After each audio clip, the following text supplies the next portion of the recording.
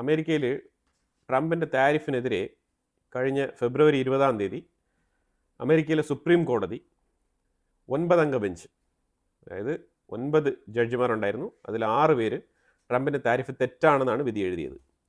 3 പേര് ട്രംപിനെ അനുകൂലിച്ച് വിധി എഴുതി. അവർ പറഞ്ഞത് നാഷണൽ സെക്യൂരിറ്റിയുടെ ഭാഗമാണ്, അതുപോലെ തന്നെ ഫോറിൻ പോളിസി മെയിൻറ്റെയിൻ ചെയ്യാൻ വേണ്ടിയിട്ട് ഒരു പ്രസിഡന്റിന് ഇത്തരത്തിൽ വേണമെങ്കിൽ താരിഫുകളൊക്കെ ഇടുന്നതിൽ വലിയ കുഴപ്പമില്ല എന്നുള്ള തരത്തിലാണ് 3 ജഡ്ജിമാർ വിധി എഴുതിയത്.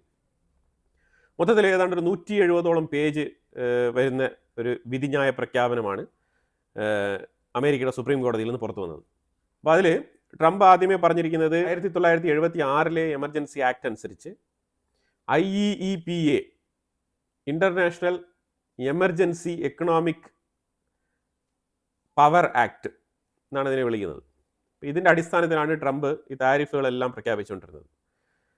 അവിടെയും ഒരു ഗുരുതരമായ പ്രശ്നം പറഞ്ഞു വെക്കുന്നത് എന്ത് എമർജൻസി സിറ്റുവേഷനാണ് രാജ്യത്തിലുണ്ടായിരുന്നത്, അതിനവിടെ ഉത്തരവില്ല. അതായത് ഒരു ഭരണാധികാരി നയതന്ത്ര നീക്കത്തിലൂടെ മറ്റുള്ള രാജ്യങ്ങളുമായിട്ട് നയതന്ത്ര തലത്തിൽ സംസാരിച്ച് അങ്ങനെയാണ് ഫോറിൻ പോളിസി കൊണ്ടുപോകേണ്ടത്, അല്ലാതെ ആരെയും ഭീഷണിപ്പെടുത്തിക്കൊണ്ടല്ല ഫോറിൻ പോളിസി കൊണ്ടുപോകേണ്ടത്. അപ്പോൾ ഒരു ചട്ടമ്പി സ്ഥാനം അതാണ് ഇവിടെ ട്രംപ് കയ്യിലെടുത്തത്. ഇത് കൃത്യമായിട്ട് കോടതിക്ക് ബോധ്യപ്പെട്ടിട്ടുണ്ട്. അപ്പോൾ അതിൻ്റെ അടിസ്ഥാനത്തിലാണ് ഈ താരിഫുകളെല്ലാം ഇപ്പോൾ റദ്ദാക്കിയിരിക്കുന്നത്. ഓക്കെ, ഈ താരിഫ് റദ്ദാക്കി ഇന്ത്യ നെഗോഷിയേറ്റ് ചെയ്തുകൊണ്ടിരുന്ന പശ്ചാത്തലം അതാണ് മനസ്സിലാക്കേണ്ടത്. ഇന്ത്യക്ക് ഇതിന് മുമ്പ് ഏതാണ്ട് 3.5% ആയിരുന്നു നമ്മളുടെ താരിഫ്, 3.5%. അതാണ് മനസ്സിലാക്കേണ്ടത്. അപ്പം ആ താരിഫ് ലെവലിൽ നിന്ന് ഇമീഡിയറ്റ് ആയിട്ട് ട്രംപ് വന്ന ഉടനെ തന്നെ എല്ലാ രാജ്യങ്ങൾക്കും ബേസ് ലൈൻ താരിഫ് 10% ആക്കി. അപ്പം അങ്ങനെ ഇന്ത്യ 13.5% പേ ചെയ്തുകൊണ്ടിരുന്നു. അതുവരെ വലിയ കുഴപ്പമൊന്നുമില്ലായിരുന്നു. പിന്നീട് സഡൻലി ഇന്ത്യക്ക് 25% താരിഫ് ഉയർത്തുകയും പിന്നെ ഉടനെ തന്നെ ആ താരിഫ് നിലവിൽ വരുന്നതിന് മുമ്പ് തന്നെ റഷ്യയുടെ ഓയിൽ ഇന്ത്യ വാങ്ങിക്കുന്നു എന്നതിൻ്റെ പേരിൽ പുനറ്റീവ് താരിഫ് എന്ന് പറഞ്ഞിട്ട് വീണ്ടും ഒരു 25%, അങ്ങനെ 50% അടിച്ചു തന്നു. അപ്പോൾ അത് ഓഗസ്റ്റ് 2 മുതൽ നിലവിൽ വന്നു. അപ്പോൾ അതിനെ തുടർന്ന് ഇന്ത്യയിലെ മാർക്കറ്റുകളെല്ലാം വല്ലാത്ത രീതിയിൽ അതിൻ്റെ സ്വഭാവ വ്യത്യാസം കാണിച്ചു തുടങ്ങി. അപ്പോൾ അതിൽ ഇന്ത്യയിൽ ഗാർമെൻറ്റ് മേഖല ആയിക്കോട്ടെ, അതേപോലെ പല മേഖലകളിലും അമേരിക്കയുമായിട്ട് ചെയ്യുന്ന വ്യാപാരത്തിൽ വലിയ രീതിയിലുള്ള കുറവ് രേഖപ്പെടുത്തി. നിർബന്ധമായിട്ടും ഇന്ത്യയിൽ നിന്ന് കയറ്റി അയക്കാൻ പറ്റുന്ന സാധനങ്ങളാണ് ആ ഒരു കാലഘട്ടത്തിൽ കയറ്റി അയച്ചുകൊണ്ടിരുന്നത്. ഇതിൽ ഏറ്റവും കൂടുതൽ സപ്പോർട്ടീവായിട്ട് നിലനിന്നിരുന്നത് നമ്മൾ അമേരിക്കയിലേക്ക് കയറ്റി അയക്കുന്ന ഫാർമസ്യൂട്ടിക്കൽ ഐറ്റംസ് ആണ്, മരുന്നുകൾ. കാരണം മരുന്നിന് ടാരിഫ് ഇല്ലായിരുന്നു.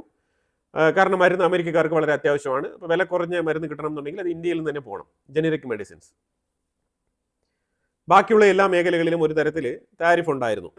എന്നാലും നമ്മളുടെ എക്സ്പോർട്ട് എന്ന് പറയുന്നത് ഒരു നിശ്ചിത തോതിൽ കുറഞ്ഞിട്ടുണ്ടായിരുന്നു. പക്ഷെ നമ്മൾ ആ ഒരു സാഹചര്യത്തിൽ നമ്മളുടെ എക്സ്പോർട്ട് വൈഡനിങ് ചെയ്തുകൊണ്ട് നമ്മൾ മറ്റു പല മാർക്കറ്റുകൾ കണ്ടെത്തി നമ്മളുടെ വ്യാപാരത്തിനെ ഡൈവേഴ്സിഫൈ ചെയ്യാൻ ഒരു അവസരമായിട്ട് നമ്മൾ ആ സിറ്റുവേഷനെ നമ്മൾ മാറ്റി തീർത്തു. ഈ കാലയളവിലും നമ്മളുടെ എക്സ്പോർട്ട് നമ്മൾ വർദ്ധിപ്പിച്ചു. അതുപോലെ തന്നെ നമ്മളുടെ GDP ഗ്രോസ് നമ്മൾ 8.2% ഉയർന്ന നിലയിൽ തന്നെ നമ്മൾ പെർഫോം ചെയ്തത്.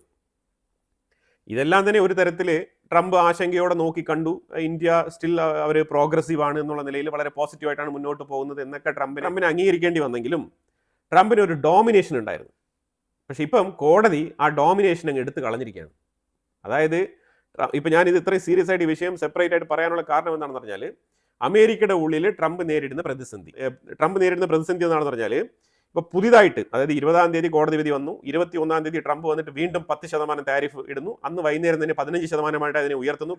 1974 നിയമപ്രകാരം എമർജൻസി ആക്ട് പ്രകാരം ട്രംപിന് 15% വരെ, അതായത് അമേരിക്കൻ പ്രസിഡന്റിന് 15% വരെ അത്ര സിവിയർ ആയിട്ടുള്ള എമർജൻസി നിലനിൽക്കുന്ന കാലഘട്ടങ്ങളിൽ 150 ദിവസത്തേക്ക് ഒരു എക്സ്പ്ലനേഷനും കൊടുക്കാതെ ഈ നിയമം പാസ്സാക്കാം, ഈ 15% താരിഫ് പാസ്സാക്കാം. അപ്പോൾ അതിൻ്റെ മാക്സിമം ലെവലാണ് 15%.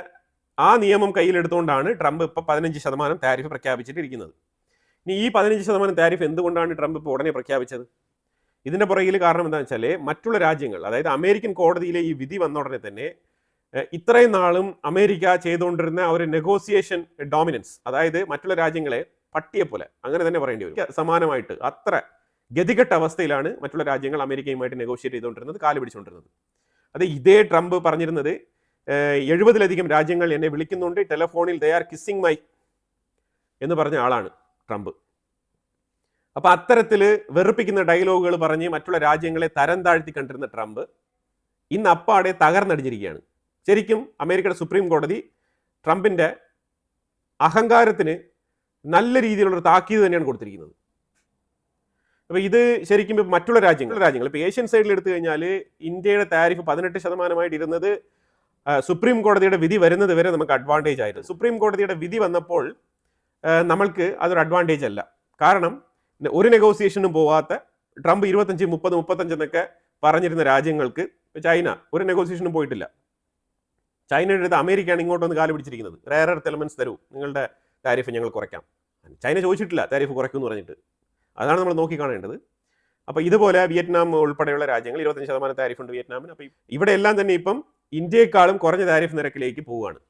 10% ഇന്ത്യയെക്കാളും കുറഞ്ഞ താരിഫിലേക്ക് പോവുകയാണ്. അതും 150 ദിവസത്തേക്ക് മാത്രം. 150 ദിവസം കഴിഞ്ഞാൽ പിന്നെ ഈ താരിഫും കൂടി അപ്ലൈ ചെയ്യാൻ പറ്റത്തില്ല ട്രംപിന്. ഇത് ഇപ്പോൾ പ്രഖ്യാപിച്ചിരിക്കുന്ന 15% താരിഫിന് 150 ദിവസത്തെ ആയുസേ ഉള്ളൂ. അതിൽ നിന്ന് ഒരു 30 ഡേയ്സ് കൂടി ഗ്രേസ് പീരീഡ് കിട്ടും. അങ്ങനെ 180 ദിവസത്തേക്ക് ഈ താരിഫ്, ഈ 15% താരിഫ് എന്നുള്ളത് കൊണ്ടുപോകാം.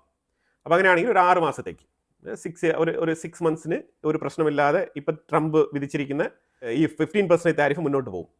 ഇവിടെയാണ് ഞാൻ സൂചിപ്പിച്ചത്, ഇന്ത്യ പെട്ടെന്ന് തിടുക്കിട്ട് പോയിട്ട് ഒരു നെഗോസിയേഷന് പോകേണ്ട ആവശ്യമില്ല. കാരണം 15%, 18% എന്നുള്ളത് വലിയ രീതിയിലുള്ള വ്യത്യാസം ഉണ്ടാക്കുന്നില്ലെങ്കിലും 15% ഈക്വലൈസ് ചെയ്ത് തരുന്നതായിരിക്കും നല്ലത് നമുക്ക്. അതിനുവേണ്ടി വേണമെങ്കിൽ ജസ്റ്റ് കുറച്ച് റിലാക്സ് ചെയ്ത് പോയി ചർച്ച നടത്തിയാൽ മതി. കാരണം ഇനി 6 മാസം സമയമുണ്ട്. വീണ്ടും ഈ കേസ് കോടതിയിൽ പോകും. അപ്പോഴത്തേക്ക് വീണ്ടും കോടതി ഇതിനെ തള്ളും. അപ്പോൾ അവിടെ വീണ്ടും കോടതി ചോദിക്കും, എന്താണ് ഈ 150 ഡേയ്സിന്റെ ഈ നിയമം എടുത്ത് ഉപയോഗിക്കാനുള്ള സാഹചര്യം, എന്ത് തരത്തിലുള്ള എമർജൻസിയാണ് അമേരിക്കയിൽ ഉണ്ടായിരുന്നത്, ഇതിനുള്ള കാരണങ്ങളൊക്കെ കൊടുക്കണ്ടേ? ട്രംപ് ശരിക്കും പറഞ്ഞാൽ പെട്ടിരിക്കുകയാണ്. കാരണം അവിടെ രാജ്യങ്ങൾ ഇനി ട്രംപ് ഇത്തരത്തിൽ മറ്റുള്ള രാജ്യങ്ങൾക്ക് മേലിൽ താരിഫ് എക്കാലത്തേക്കും നിലനിർത്തി കൊണ്ടുപോകണമെന്നുണ്ടെങ്കിൽ, അതായത് ഇനി വരുന്ന 3 വർഷവും ഈ താരിഫിന്റെ പിടിവള്ളി എടുത്ത് മറ്റുള്ള രാജ്യങ്ങൾക്ക് മേൽ ഉപയോഗിച്ച് അവരെ വരുതിക്ക് വരുത്താൻ വേണ്ടിയിട്ട് നെഗോസിയേഷൻ ടേബിളിൽ വരുത്തണമെന്നുണ്ടെങ്കിൽ, കാരണം ട്രംപ് ഇക്കാലയളവിൽ മൊത്തം ഈ നെഗോസിയേഷനുമായിട്ട് ബന്ധപ്പെട്ട് ഈ താരിഫിനെയാണ് ഒരു ടൂളായിട്ട് ഉപയോഗിച്ചിരുന്നത്. അപ്പോൾ ആ സാഹചര്യത്തിൽ പുള്ളിക്കാരന് ഇനി ഒരിക്കലും ഈ താരിഫിന്റെ പേരും പറഞ്ഞ് ഭീഷണിപ്പെടുത്തിക്കൊണ്ട് മറ്റുള്ള രാജ്യങ്ങളെ വിളിച്ചു വരുത്താൻ കഴിയില്ല. അതാണ് മനസ്സിലാക്കേണ്ടത്. അപ്പോൾ ആ സാഹചര്യത്തിൽ ട്രംപ് ഈ താരിഫ് എന്നുള്ളതാണ് അയാളുടെ ഭരണത്തിൽ തന്നെ ഏറ്റവും അയാൾക്ക് കിട്ടിയ ഒരു പ്രൗഡ് മൊമെന്റ്. അത് വെച്ചിട്ടാണ് അയാളുടെ കംപ്ലീറ്റ് ഗെയിം പ്ലേ. അപ്പോൾ ആ കാർഡ് ഇപ്പം കോടതി എടുത്ത് കളഞ്ഞ സ്ഥിതിക്ക് ഈ കാർഡ് വേറെ ഏതെങ്കിലും രൂപത്തിൽ ട്രംപ് കൊണ്ടുവരാൻ ശ്രമിക്കും. അങ്ങനെ ശ്രമിക്കുന്ന പശ്ചാത്തലത്തിൽ ഇതിന് വേണ്ടിയിട്ട് ലോ അമെൻമെന്റ് ചെയ്യേണ്ടി വരും. ഇപ്പം നിലവിൽ വെച്ചിരിക്കുന്ന 2 ലോയും കോടതി ഇപ്പോൾ ഒരു ലോ ഓൾറെഡി തന്നെ ഒരു 1975 ആക്ട് കോടതി ഉപയോഗിക്കരുതെന്ന് പറഞ്ഞു കഴിഞ്ഞു. 1974 ആക്ടിന് ഇപ്പോൾ ഉപയോഗിക്കരുതെന്ന് ഇപ്പോൾ കോടതി പറയും. 6 മാസത്തിനുള്ളിൽ തന്നെ പറയും. കാരണം ഈ 6 മാസം എന്ന് പറയുന്നത് അവിടെ ഇതുമായിട്ട് ബന്ധപ്പെട്ട പ്രോട്ടോകോൾസ് നടപ്പിലാക്കേണ്ട സമയമാണ്. അത് കോൺഗ്രസിൽ അപ്രൂവൽ മേടിക്കണം, അതുപോലെ തന്നെ സെനറ്റിൽ അപ്രൂവൽ വാങ്ങിക്കണം, അത് കഴിഞ്ഞിട്ട് കോടതിയെ ബോധിപ്പിക്കണം. ഇങ്ങനെയുള്ള പല വിഷയങ്ങളുണ്ട്. അപ്പോൾ ഈ കോൺഗ്രസിലും സെനറ്റിലൊക്കെ അപ്രൂവൽ വാങ്ങിക്കുക എന്നുള്ളത് ചില്ലറ കാര്യമല്ല. അതിന് ഡെമോക്രറ്റുകളെ ചാക്കിട്ട് പിടിക്കണം. അങ്ങനെയാണെങ്കിൽ ഡെമോക്രറ്റുകളുമായിട്ട് ഇരുന്ന് ചർച്ച ചെയ്യേണ്ടി വരും. ഡെമോക്രറ്റുകളുമായിട്ട് ഒരു തരത്തിലും ചർച്ചയ്ക്ക് തയ്യാറാവില്ല എന്ന് പറഞ്ഞിട്ട് കഴിഞ്ഞ ഒരു 1.5 മാസത്തിന് മുമ്പ് അമേരിക്കയെ മൊത്തത്തിൽ അടച്ചിട്ടിരുന്നതാണ് ട്രംപ്. എനിക്ക് അവരുമായിട്ട് ചർച്ച വേണ്ട, അവർക്ക് വേണമെങ്കിൽ ബില്ല് പാസ്സാക്കിയാൽ മതി എന്ന് പറഞ്ഞിട്ട് എൻറ്റയർ ഫെഡറൽ ഏരിയയിലുള്ള സർവീസുകൾ മൊത്തം ക്ലോസ് ചെയ്ത് അമേരിക്കയെ ഫുൾ ഷട്ട് ഡൗൺ ചെയ്തിരുന്ന വ്യക്തിയാണ് ട്രംപ്. 10-30 ദിവസം അടച്ചിട്ടിരുന്നു. അപ്പോൾ അങ്ങനെ ഏതൊരു കാര്യത്തിനും ഞാൻ ഡെമോക്രറ്റുകളുമായിട്ട് ഒരു രീതിയിലുള്ള സന്ധി സംഭാഷണത്തിനും പോവില്ല എന്ന് പറഞ്ഞിട്ട് അഡമന്റ് ആയിട്ടിരിക്കുന്ന ട്രംപിന് ഒരു തിരിച്ചടിയാണ്, പൊളിറ്റിക്കൽ ലൈഫിൽ ഒരു തിരിച്ചടിയാണ്. കാരണം ഇനിയിപ്പോൾ ഈ റിപ്പബ്ലിക്കൻ പാർട്ടി നേതൃത്വം വഹിക്കുന്ന നേതൃത്വ നിരയുടെ പ്രസിഡന്റ് ഡൊണാൾഡ് ട്രംപ് ഇനി ഡെമോക്രറ്റുകളുമായിട്ട് കോംപ്രമൈസ് ചെയ്യേണ്ടി വരും. കോംപ്രമൈസ് ചെയ്യണം. എന്തിനു വേണ്ടിയിട്ടാണെന്ന് പറഞ്ഞാൽ അവരുമായിട്ട് ബന്ധപ്പെട്ട എന്തെങ്കിലും കേസ്, നൂലാമാലകൾ ഇതെല്ലാം എടുത്ത് പൊക്കി പിടിച്ച് ഇനി അവർക്കെതിരെ ഞാൻ ഒരു ആക്ഷനും എടുക്കില്ല എന്നൊക്കെ കോംപ്രമൈസ് ചെയ്യേണ്ടി വരും. പക്ക തറ പൊളിറ്റിക്സിലേക്ക് പോകേണ്ടി വരും. അപ്പോൾ ആ സാഹചര്യത്തിൽ പുതിയ നിയമം നിർമ്മിക്കേണ്ടി വരും ഇനി താരിഫ് കൊണ്ടുപോകണം എന്നുണ്ടെങ്കിൽ. അതായത് അമേരിക്കൻ പ്രസിഡന്റിന് ഇത്തരത്തിലുള്ള പവർ ഉണ്ട് എന്ന് വരുത്തി തീർക്കുന്ന രീതിയിലുള്ള നിയമങ്ങൾ പാസ്സാക്കേണ്ടി വരും. അങ്ങനത്തെ നിയമങ്ങൾ ഇതേപോലെ സെനറ്റിലും കോൺഗ്രസിലെല്ലാം പാസ്സാക്കി എടുക്കേണ്ടി വരും. അങ്ങനെ പാസ്സാക്കി എടുക്കണം എന്നുണ്ടെങ്കിൽ ഡെമോക്രറ്റുകളുടെയും കൂടി പിന്തുണ വേണ്ടി വരും. അതില്ലാത്ത പക്ഷം ട്രംപ് നാണം കണ്ടേണ്ടി വരും. ട്രംപ് ഇന്നലെ ഒരു പ്രസ്താവന പറഞ്ഞിട്ടുണ്ടായിരുന്നു. അതായത് ചില ആൾക്കാർ ഡാൻസ് കളിക്കുന്നുണ്ട്, ട്രംപിന് കോടതിയിൽ നിന്നും തിരിച്ചടി കിട്ടി എന്ന് പറഞ്ഞിട്ട്. പക്ഷേ ഈ താരിഫ് വേറൊരു രൂപത്തിൽ വരിക തന്നെ ചെയ്യുമെന്ന് ഭയങ്കരമായിട്ട് ആവർത്തിച്ച് സംസാരിക്കുന്നുണ്ട്. പക്ഷേ എന്നിരുന്നാലും മൂപ്പർക്ക് നല്ല ക്ഷീണമുണ്ട് മുഖത്ത്. അത് മാത്രം ഉറപ്പുള്ള കാര്യമാണ്. കാരണം എല്ലാ തരത്തിലും കോടതിയിൽ നിന്ന് കിട്ടിയത് ഒരു വൻ തിരിച്ചടിയായി മാറിയിരിക്കുകയാണ്. ഒട്ടും പ്രതീക്ഷിച്ചില്ല ട്രംപ്. കാരണം രാജ്യത്തിന് വരുമാനം ഉണ്ടാക്കിയ പരിപാടി 175 ബില്യൺ അധിക തീരുവ ചുമത്തിയതിലൂടെ വരുമാനം നേടിയിട്ടുണ്ട്. ഇതെല്ലാം തന്നെ പൊതുജനങ്ങളുടെ പോക്കറ്റിൽ നിന്ന് വാങ്ങിച്ചിരിക്കുന്ന പൈസയാണ്. ഇനിയിപ്പോൾ ഇതിന്റെ റീഫണ്ടിന്റെ ക്രിട്ടിക്കൽ ഇഷ്യൂ എന്താണെന്ന് പറഞ്ഞാൽ ഇതങ്ങനെ റീഫണ്ട് ചെയ്യാൻ പറ്റില്ല എളുപ്പത്തിൽ. കാരണം ഇപ്പം ഫോർ എക്സാമ്പിൾ ഇന്ത്യയിൽ നിന്ന് ഒരു സാധനം കയറ്റി അയക്കുന്നു. ഫോർ എക്സാമ്പിൾ 10 രൂപയാണെന്ന് വെച്ച് കഴിഞ്ഞാൽ അത് അമേരിക്കയിൽ എത്തുമ്പോഴത്തേക്കും അതിന് ഇറക്കുമതി ചെയ്തിരിക്കുന്ന ആൾ, ആ കമ്പനിയുടെ ഓണർ 15 രൂപ അടച്ചിട്ടായിരിക്കും ഈ സാധനം മാർക്കറ്റിൽ നിന്ന് അവിടുത്തെ റീറ്റെയിൽ ഷോറൂമിലേക്ക് കൊണ്ടുപോകുന്നത്. ഇപ്പോൾ അവിടെ നിന്ന് വാൾമാർട്ട് പോലത്തെ സ്ഥാപനങ്ങൾ, അതേപോലെ സൂപ്പർ മാർക്കറ്റുകളിലൊക്കെ ഇതിന്റെ അടിസ്ഥാനത്തിലായിരിക്കും അതിന്റെ പ്രൈസ് തീരുമാനിക്കുന്നത്.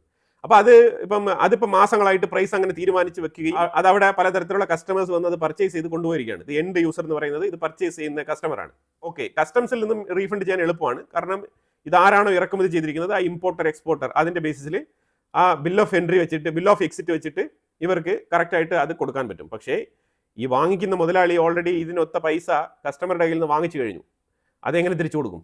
അത് തിരിച്ചു കൊടുക്കാൻ പറ്റത്തില്ല. It's A complicated process. അപ്പോൾ അതുകൊണ്ട് പബ്ലിക്കലി വേണമെങ്കിൽ ഒരു ഓഫർ ഇടാം. വേണമെങ്കിൽ ഗവൺമെന്റ് ഓപ്പൺ ആയിട്ട് ഒരു നോട്ടീസ് കൊടുത്തിട്ട് ഇത്രാം തീയതി മുതൽ ഇത്രാം തീയതി വരെ ഇത്ര പെർസെൻറ്റേജ് ഓഫർ ഉണ്ടാവും ഈ കടകളിലുള്ള സാധനങ്ങളിൽ എന്ന് വേണമെങ്കിൽ കൊടുക്കാം. പക്ഷേ എന്നാലും അത് പ്രാക്ടിക്കൽ അല്ല. എത്ര പേർക്ക് കൃത്യമായിട്ട് ആ വിഹിതം പോയി ചേരും? അത് ഇമ്പോസിബിൾ ആയിട്ടുള്ള വിഷയമാണ്. അപ്പോൾ ഇത്തരത്തിൽ ഈ താരിഫ് തിരിച്ചു കൊടുക്കാൻ പറ്റില്ല. പക്ഷേ ഇത് വേറെ ഏതെങ്കിലും ജനക്ഷേമ പ്രവർത്തനങ്ങൾക്ക് വേണ്ടിയിട്ട് ഉപയോഗിക്കാം ഈ ഫണ്ട്. അതായിരിക്കും നല്ലത്. അല്ലാതെ റീഫണ്ട് ഈസ് നോട്ട് പോസിബിൾ. അതാണ് ഇപ്പോൾ നമുക്കിതിൽ മനസ്സിലാക്കാൻ പറ്റുന്നത്. അമേരിക്കയുടെ ഉള്ളിലും ഈ ജഡ്ജിമാരും അത് തന്നെയാണ്.